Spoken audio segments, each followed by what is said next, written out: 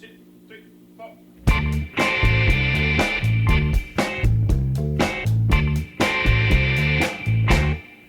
Welcome to Off Panel, Sketch.com's weekly podcast.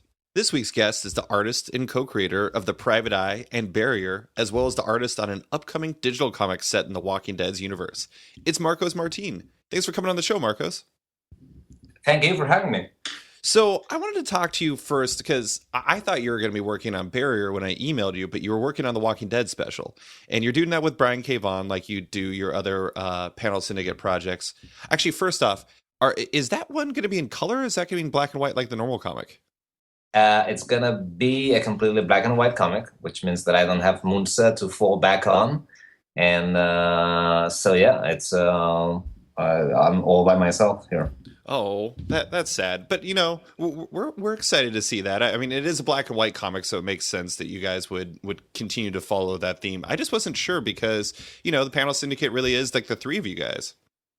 Yeah, it's true. It's a little bit strange to not have her on board for this. I actually wondered about doing Grace for this, but I finally decided on not doing it because I just felt it would be... I think it has completely black and white has a little bit more of a raw power, I think. So I just felt like going that way. We'll see what happens. So I actually really wanted to ask because when the Walking Dead project was first announced, I was blown away because it was basically the last thing I was expecting from a event that was just pure announcements of books I'd never heard of, which is saying something. How exactly did you and Brian, you know, pick this up? Like, how did this become a project you guys were going to work on? It's quite funny how it came about. It basically was while we were promoting our last issue of The Private Eye, I forced Brian on Twitter, which he didn't have at the time, and to just go in for a day on the Panel Syndicate account. And answer questions from fans. And at one point, Kirkman appeared and basically was asking us about finally publishing The Private Eye in print with the image, which we had always refused to. And Brian jokingly said, "Yeah, sure. As soon as you let us take The Walking Dead to Panel Syndicate, we'll allow you to do that." And Kirkman, to that, he responded like, would Marcus and you like to do something with The Walking Dead? And that was basically it. Brian jokingly replied. And but I when I saw that, I started thinking, it could be, could this happen? Could it be interesting to do something like this? And if we did, how could we do it? So I talked to Brian, we're thinking about ways of further promoting Panel Syndicate, and it occurred to us that it could be a good way of doing it. Try and do a digital only and exclusively on Panel Syndicate issue of The Walking Dead, and we just had to pitch it to Kirkman, and we were pretty sure that he would laugh at us, but. But he was pretty excited about the whole idea, and in return, we had to agree to publish The Private Eye in print, which it was not a bad deal at all. But that was basically how the whole thing happened. It was just again trying to find ways to bring more people into Panel Syndicate, and a little bit of luck. That is hilarious. It's a little bit of serendipity, as it usually is with Panel Syndicate. I mean, things are not usually very carefully planned. They just, happen. I think it's funny. Like I was mentioning before we started that I was reading the emails that you guys were from your making of issue of The Private Eye that shows up in the back of the Cloudburst edition. And it is funny reading that because like you say that it is like happenstance, like, like sometimes it's just luck and stuff. And reading the emails, like it does seem like there was a certain amount of like fortuitousness that came up with when you guys were doing this. It's just like things kind of worked out in some ways. Like you guys really had no idea how everything was going to work out with the Panel Syndicate, and I imagine it worked beyond your wildest imaginations. Yeah, no, I mean, we had no idea whatsoever how it would work. You Mm-hmm. know, in my most optimistic moments, I thought maybe we will get some money out of this. The sense that we might get like a couple $100. That's when I was being optimistic, Mm-hmm. and when not, I was.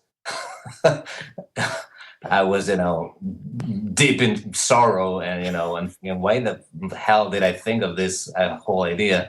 At the same time, I mean, but the whole thing was so exciting, just to try something new. Mm-hmm. That was basically what kept us going through the, whole 2-year-long process that it took. Yeah. And but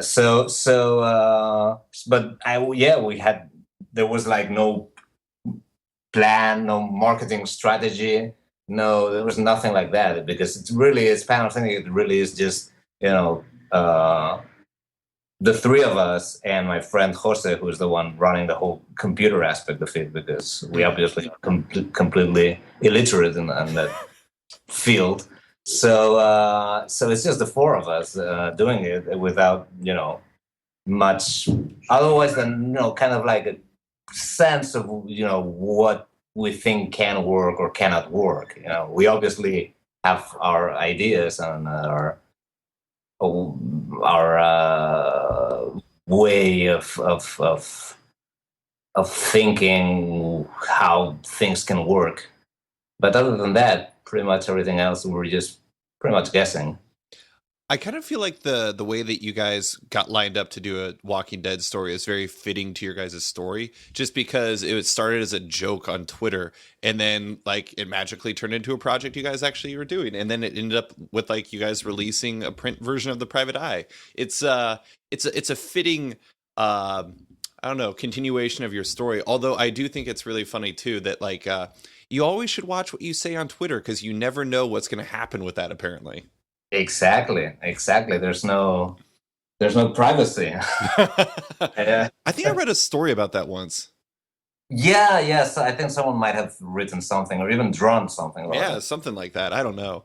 Well, I wanted to ask, because your experience, obviously the Private Eye is you guys just doing your thing. Same with Barrier. You guys get to tell your Panel Syndicate story completely unfettered, and with The Walking Dead, you're dealing with one of the it's set in the universe of one of the media's great juggernauts. Do you guys have to like run your ideas and like everything by like Robert Kirkman and Skybound and everything like that?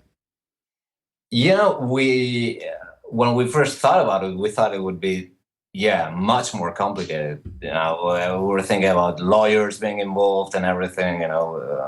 Since all the characters involved. Sure. But no, everything's pretty much more simple than that. Robert has definitely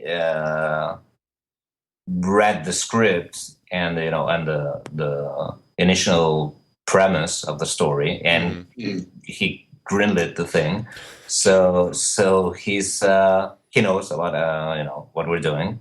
But other than that, it's pretty much we're doing exactly what we want to do with no interference at all. Mm-hmm. That's cool. And that's really, I mean, it is kind of work for hire, but at the same time, it's again, there's no one telling us what to do or looking at what we're doing at all. I mean, so in that sense, we're fine. Yeah. So basically, it just seems like it's a Panel Syndicate job set in another universe that you guys just get to play with somebody else's toys. It really is. I mean, we're doing it exactly the same way. We're approaching it. Well, yeah, almost exactly the same way as we would approach, an issue of the Private Eye or Barrier. Mm-hmm. It's pretty much. I mean, there's some things that are different in the sense that basically on my end, because it's black and white, so it's a slightly different approach. But other than that, logistically and for both Brian and myself, it's the same thing that we've been doing for the last 3 years. Mm-hmm. Does it change your approach when you draw in black and white versus knowing that Moons is going to come in and quote unquote cover up your mistakes? Yeah, definitely. I have to cover my mistakes myself now. I mean, I have to be careful. None of it is obviously it's a very different approach to when you're working on colored to when you're working on black and white. It's basically you have to be you're more aware of the compositional aspects of the black masses, the black spaces, the white spaces. It's different. It's different. It's a bit of a challenge for me because I've never really worked on black and white, So that's proven to be a little bit of a challenge. We'll see how it works out. Yeah, I was going to ask it like when was the last time you did black and white, but it sounds like it's pretty much never. I think no, I don't think I've ever done pure black and white, to be printed. Mm-hmm. I think this is the first time. Yeah. Well, I can say that I'm very much looking forward to it, but I do love that you guys still get to release the book Guerrilla style like you guys do the rest of the Panel Syndicate books, because in a weird way, like you were talking about how The Walking Dead could be a boon for you guys because I mean it's such a crazy success that I imagine you guys are going to get this massive intake of people who are like, we got to read The Walking Dead. And so that'll be good for you guys. But at the same time, I kind of feel like you're the guerrilla nature where you just kind of drop a book completely out of the blue. And I think it really adds to the mystique and the appeal of your guys' stories because so much in comics is built up about, you spend 3 months building up a comic after it's announced. And by the time it comes out, you're like, wow, I feel like either I'm sick of this comic or I've heard too much about it. Yeah. But with your guys' one, it's just like, it just shows up like Barrier. I had no idea that was a thing. And then I was reading it. Yeah. It's a way, I mean, it's a little bit risky. Yeah. Very risky also. I mean, but it's really the way we like it and we enjoy it doing comics. And when I was a kid, I went to the, not even a comic book store, just to the store and, or the newsstand. Mm-hmm. I had no idea what I was going to find, especially here in Spain, where you really had no idea if, a title was coming out or what issues was coming out. They were coming, some of them out of order. So it was always a surprise. Mm-hmm. And that's kind of been lost. It's one of the things that we've lost with the whole, catalog thing going on, the previews and everything. And I enjoy that. I enjoy not knowing, what's going to happen, or when it's going to happen. I enjoy that kind of schedule. Mm-hmm. It's crazy, and it's very risky in the sense that, readers, obviously you're competing with a million things, and it's hard for people to remember that, we exist when we're, coming out, no one knows when. There's no regular schedule, so it's difficult, to grab people's attention that way. But I think it's more fun, and I think it's really it's worth it. Mm-hmm. I like it, and as far as I know, the Walking Dead thing is going to be the same thing. One day it will be out. We won't tell you when. we might tell you, like a day ahead. And then again. I'm not completely sure because since this is a little bit of a different kind of animal, there might be something we might tackle it in a slightly different way. Mm-hmm. I have to talk to Kirkman about it and see exactly what they want to do or how they want to do it. But my idea is, more or less to follow the same Panel Syndicate style, the Guerrilla style. Mm-hmm. I completely agree with what you're saying earlier about the newsstand thing because when I was a kid, a lot of times when I would read comics, I I had no idea that they came out every month. All I know is I would just go to a comic shop or I would go to a grocery store and there would be a Yeah, bunch there on the stand and I would grab them and read them. yeah, And it was like, I don't know. I mean, like, not to get all nostalgic about my childhood, but there was something refreshing about that experience when you look back on it now, because, matching the private eye, like we're in an age of information overload, and like having something just come out of nowhere where you just like, oh man, I got to read this now. It's so cool. It's really, yeah. really cool. It's cool. Yeah, I think it's cool. I think one of the things that works for us also, it's because of our idiosyncrasy, and the fact that we're digital and it's always available Hmm.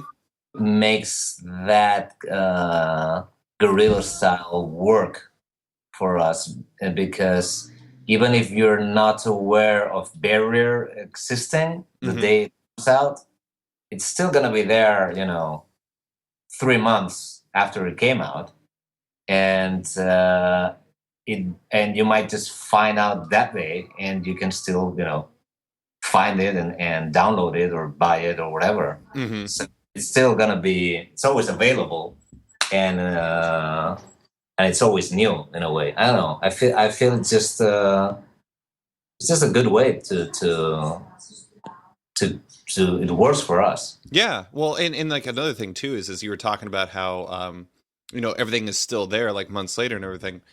Well, that's one thing that was always a difficulty for me. I stopped reading comics in, I think it was like 1999, and I got back into them about 2003. Interestingly enough, with Brian's work on Why the Last Man, that was the first comic that got me back.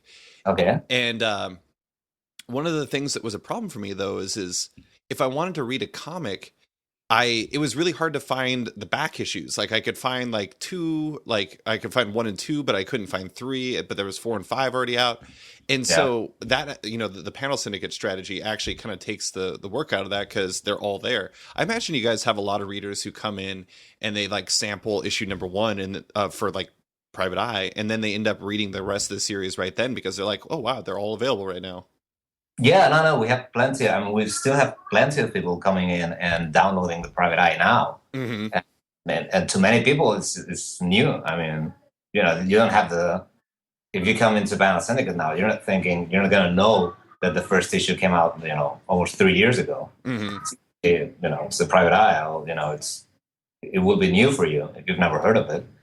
And also, one of the things that I love is the people that actually buy, one issue one day before the new issue comes out, because then, they might just, get the first issue of Barrier, let's say. Let's say you buy it just the day before the second issue comes out, and you're gonna think these things come out like every day. It's like, it's. I like that. I just think it's fun, and it's Yeah.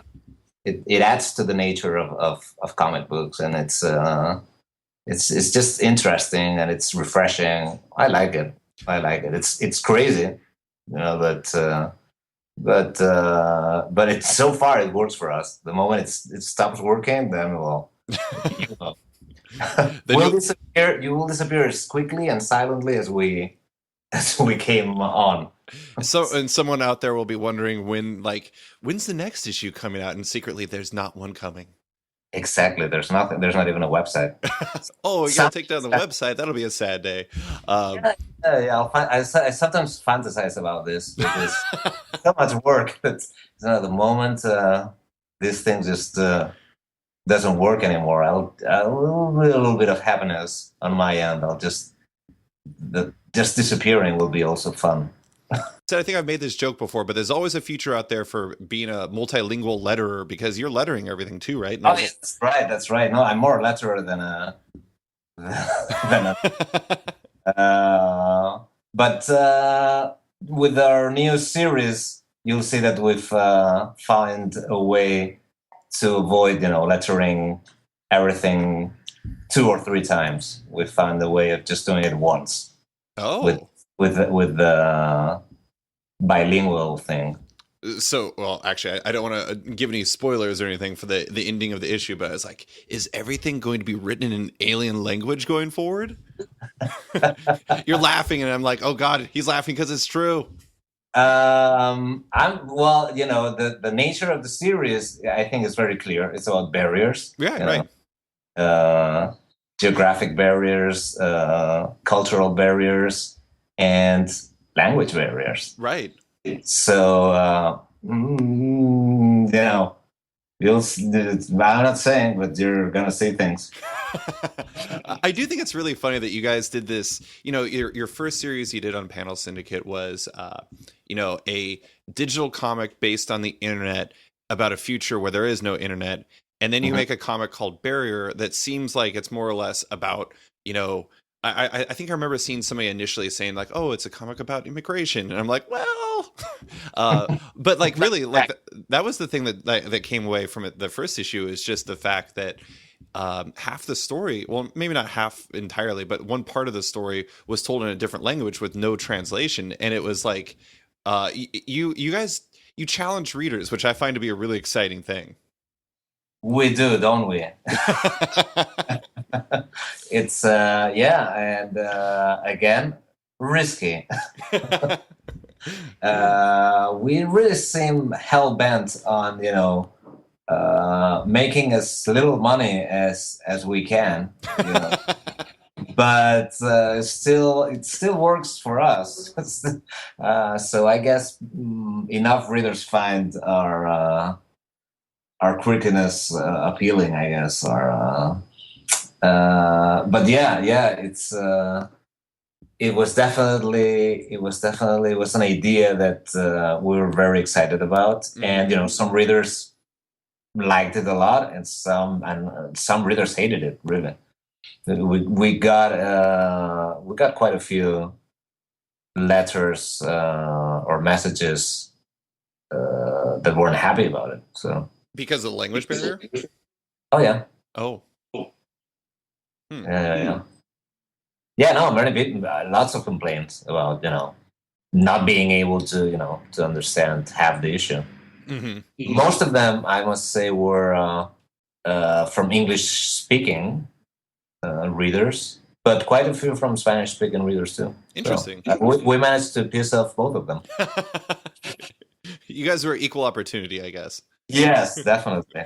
I thought it was fantastic because I mean, Brian's in Paper Girls. I don't know if you've read any of that, but Brian and Cliff and Matt Wilson and Jared K. Fletcher, they have like there's another language in there too that isn't any language. It's a ciphered alien language. So it's like you could read that without understanding part of what some of the characters are saying. But for me, I think it's kind of interesting because, especially in Barrier, like I really felt like I understood the characters even when I wasn't able to read the language, because I understood your art. You were like communicating what was going on so well visually that it really kind of was a magic of comics moment for me. You made me empathetic to the characters through your art. Thank you. I think at least that's the feeling that I have, is that you're not gonna be lost at any moment, right? Plot wise. I think everything's pretty clear of what's going on. But obviously there are some nuisances to the dialogue and such that you're not gonna get if you're not bilingual. But that's part of the fun, and I think that's part of what we're trying to convey with the story. That sometimes you're lost. You're. Some people ask us, why don't we, subtitle it? But that would be against the premise of the thing. I mean, it's in the title.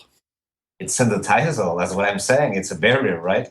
So, and when you go and you travel around the world, you're not getting closed captions, on people talking. If you go to, China and you don't speak Chinese, you're not gonna get anyone, you're not gonna get subtitles for people when they're speaking. You're just, you're there, and you have to make the best out of it. So, and this is pretty much we're trying to go for that same feeling that that of not knowing exactly what's going on, that feeling of being lost, and and disoriented.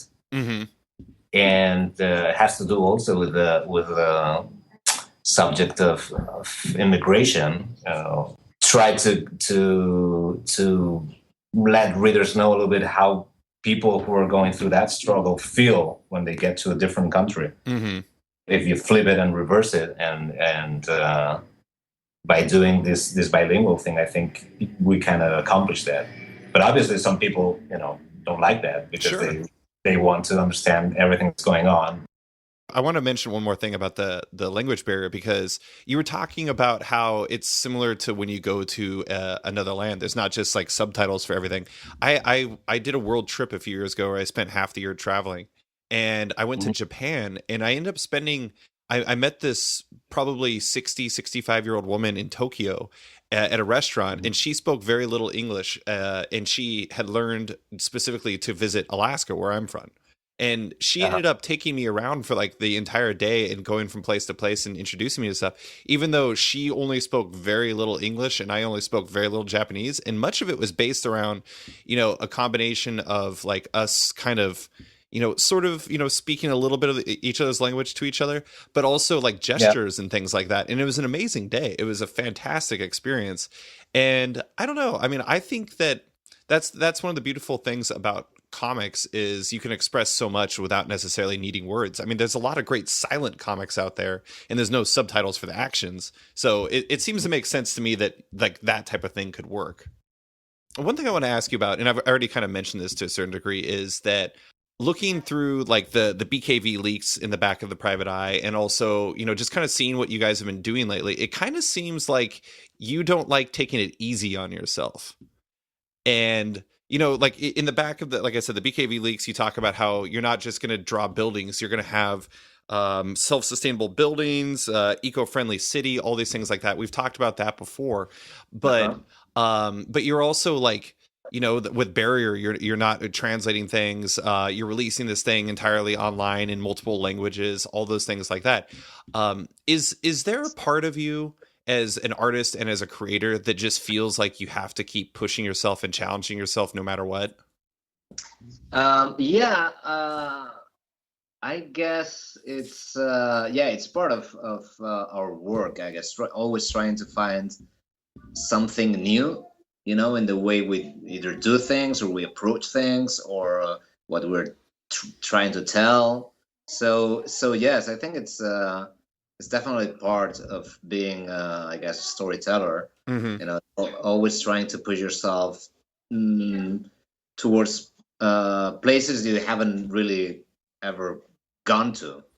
They don't necessarily have to be new completely. I mean, obviously, there's almost everything has been done before, but it might be something that you've never done before. So it's that is definitely something that really attracts us both, Brian and myself, I think. So definitely, yeah. And yeah, basically when Brian pitched this idea to me, the thing that I was completely that I was sold about was the fact that it would be bilingual without translation. That's what it really, attracted me about it. It was I thought we had to do it. So yeah, I guess it's a little bit of death wish that we have there.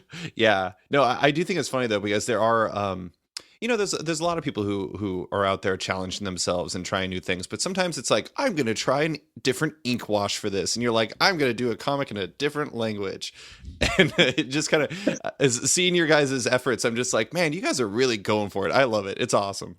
Thank you. I'm glad you appreciate it.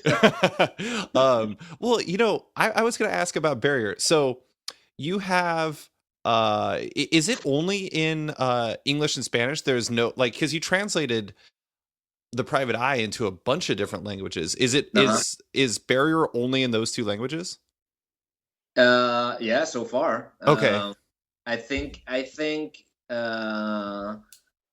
I don't see the way that it could be translated into any other languages, really, because it's designed to work in English and Spanish. So the Private Eye was really just a matter of traditional translation, just translating it into Catalan or Portuguese or French.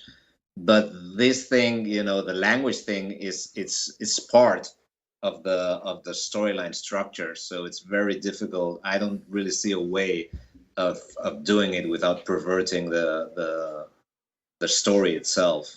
So it's not really thought of in a commercial way as usual with us. We're really not think about it from a money-making point of view. That's something we should work on.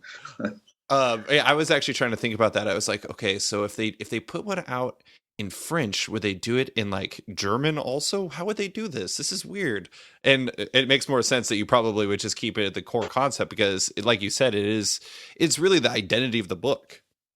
It really is, and yeah, as you say, I've also, I thought about it when we started talking about it, and there's really, I don't see a way of doing it because, you're not gonna have a guy from Honduras speaking in German, or French or Catalan or Portuguese. It just, and have the other, and why, who would we translate?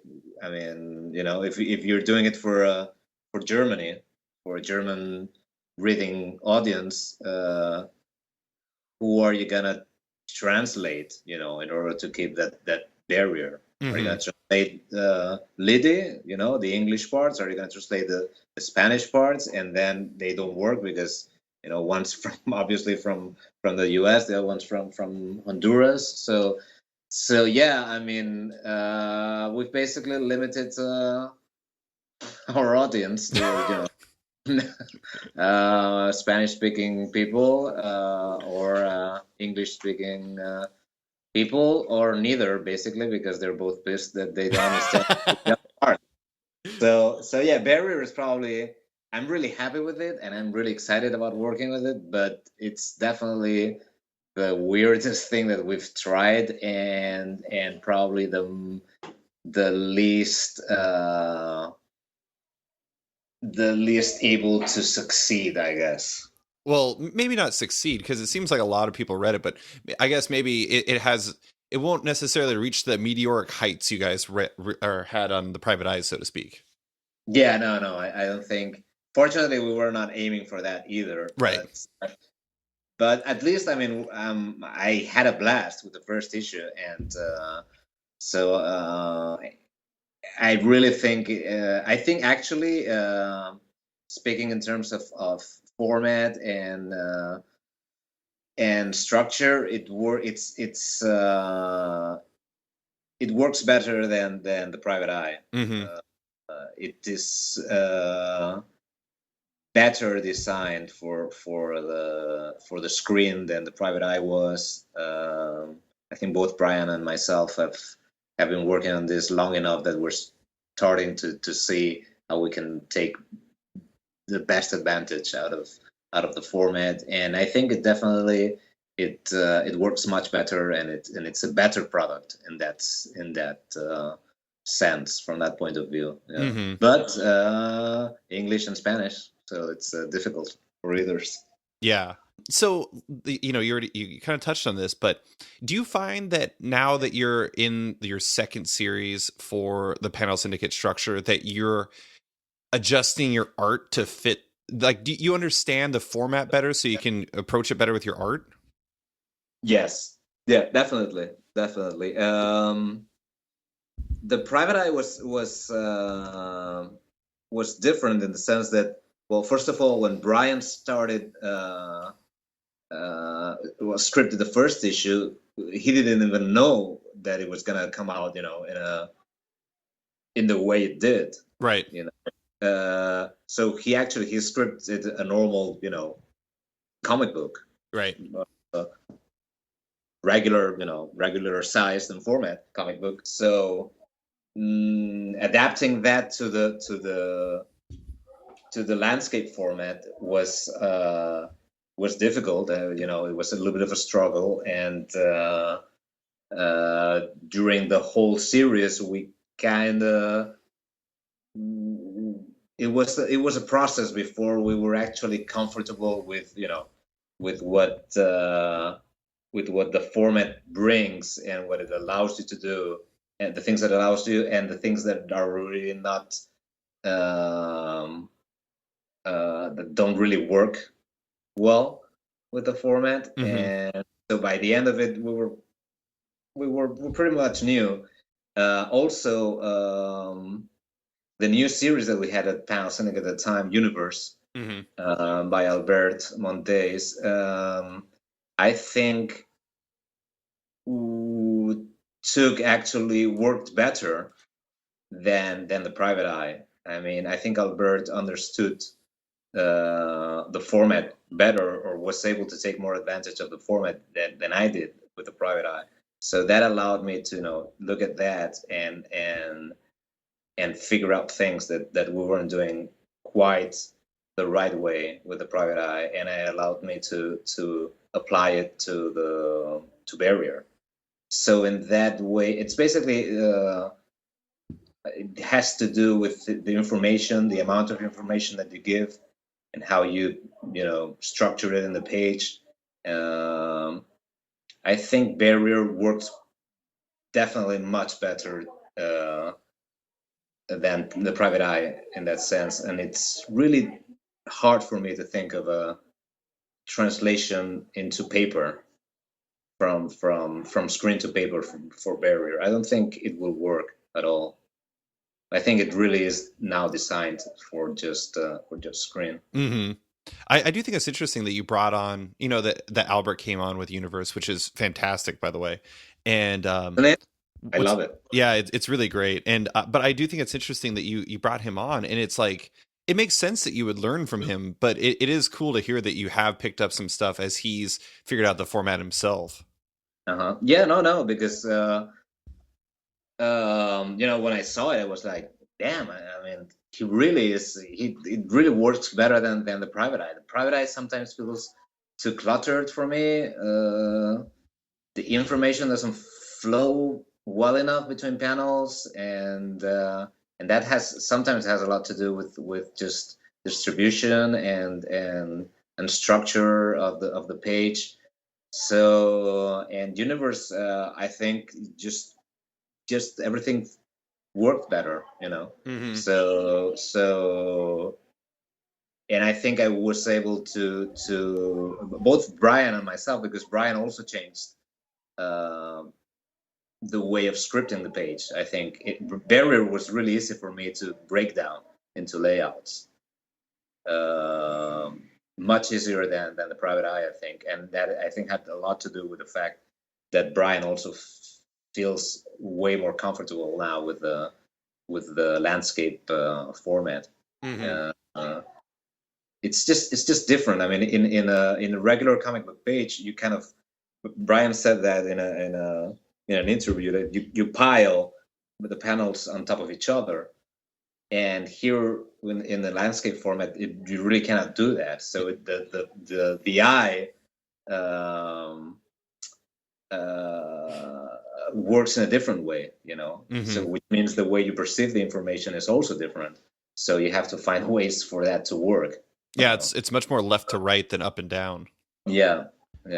So I want to actually ask you about in Barrier, Barrier #1 had one of my favorite sequences in a comic last year. It was the 8-page sequence at the end where the two leads are on each side, and there's the barrier that gets progressively smaller until it centers on the main character's face. And it's a beautiful sequence. But I'm curious, for you and Brian, how do you guys work together? What's the process for bringing something like that to life? Well, in this case, this was Brian's idea. I mean, it was on the script, and I tend to change his indications just to irk him a little bit. Just that he knows that I'm the one who's in charge and not him. It's good of you to do that. When I read this, I thought about it. I was thinking, will this work? I'm not sure if it's going to work. But then I thought, yeah, I think it's a good idea. And so, but it was Brian's idea. And I just I just followed the lead on that. The only thing that I added to that was the reverse mirror effect on each panel. Mm-hmm. You know, that all the panels on the left and the right are mirror images of each other. Mm-hmm. But that wasn't on the script, but that was something that I thought that would work well. So they yeah, that was basically that's the way we work. Sometimes, you know, Brian basically writes the script and I read it like 100 times, and then I would go and do the breakdowns, the layouts, and send them over to him, and we discuss them. And before I start drawing, and usually changes, you know, to the script. Sometimes I bring things to the table. Sometimes Brian brings things to the table. So it's I'm pretty comfortable with the process. But you should ask Brian. See what he thinks.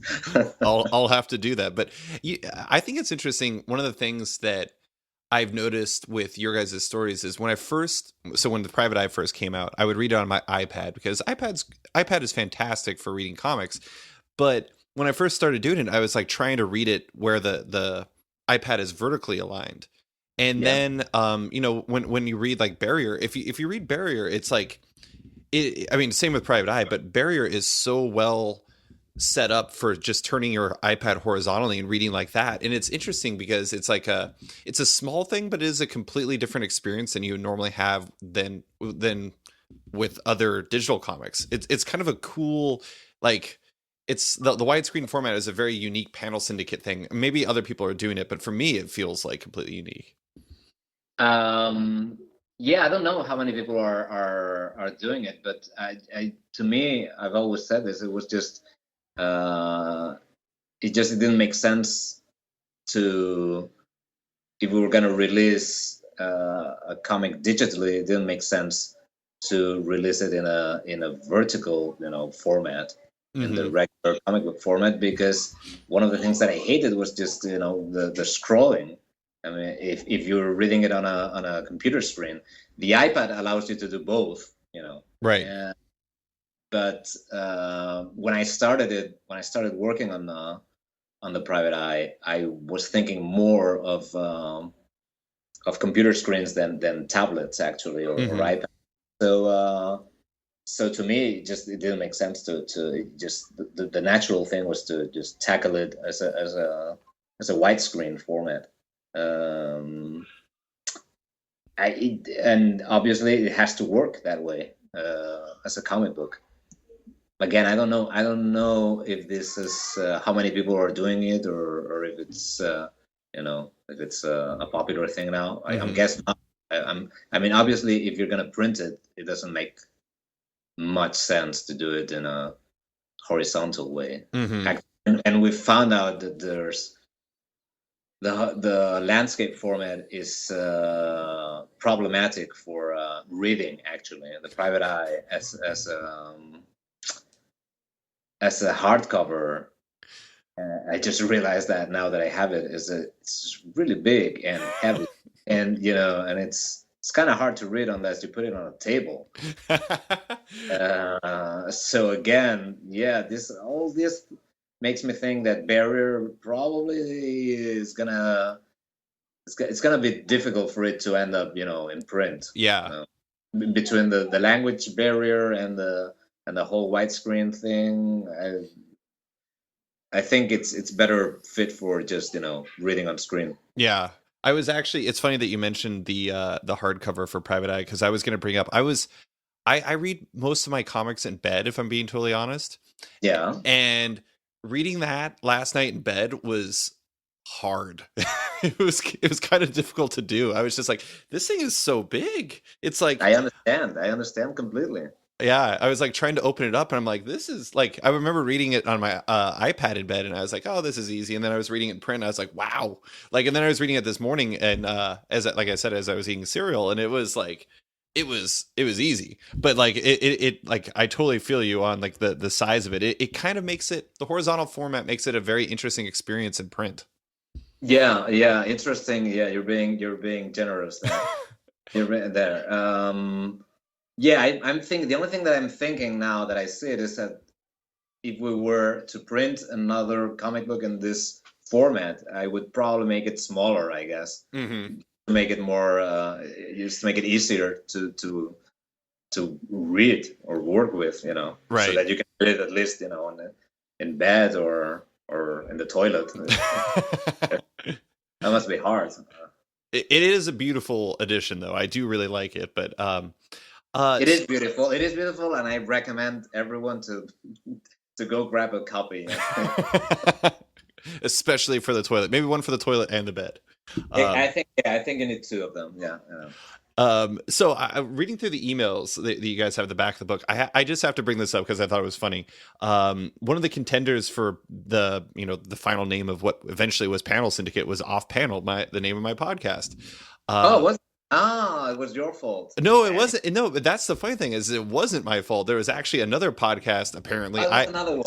Okay. Yeah, so I Googled it like after. I was like, whoa, this came out before my podcast was even like a twinkle in my eye. And so I looked it up and I was like, oh my God, there's another Off Panel out there. I feel like a jerk. I've stolen somebody's name. But I just thought it was interesting that I was bringing you on my show and I had no idea that another name for it was the same name of my show. Yeah, no, definitely. Off Panel, wasn't it? Yeah, it was actually one of our preferred choices, actually, and we didn't do it because of that podcast. Yes. Mm-hmm. Also, Panel 1 was the other one that was, but it was already taken too. Everything was taken. Yeah. Oh, that's why I have the most ridiculous name ever for my website, is trying to find anything on the internet that like a .com that hasn't been taken is like the most, like, it drives you insane. Like you type in any combination of words, like, I don't know, taco taxi, it's definitely taken. That's way too obvious. Taco taxi is very cool and it should be taken. So actually, one thing I wanted to ask, like, I think this is probably like the final thing I'm going to ask you is, we talked about this a little while back when I was talking to you for another piece, but now that you're really far down the Panel Syndicate path and you've been doing this for a couple of years, and it's clear that you really enjoy the freedoms and everything of it. Does this kind of, I don't know, how does it make you, like, I'm trying to think of a way to word this democratically, but how do you ever think about, like, your previous days working in like the actual like print format where you're having to release comics every, like, you announce a book and then it comes out 3 months later and all that stuff. Does that whole process feel like impossible to you these days? Sorry, I phrased that really poorly. It's no. I'm trying to find a way of expressing myself here, but it definitely feels like a bit of a drag. It's not something that I'm really looking forward to. It's it really, the freedom that I've been having with Panel Syndicate now is so great that every time that I consider the possibility of going back to doing print comics, whatever that might be, just what you're saying about deadlines, not deadlines, but that's my son screaming. And whenever I consider the fact that thinking about printing schedules and previews, again, of being able to release the things, the Guerrilla style that we're doing it, which excites me. Just go, everything, it all seems a little bit kind of almost boring to me. There's, I guess, a little bit of a lack of excitement from my point of view.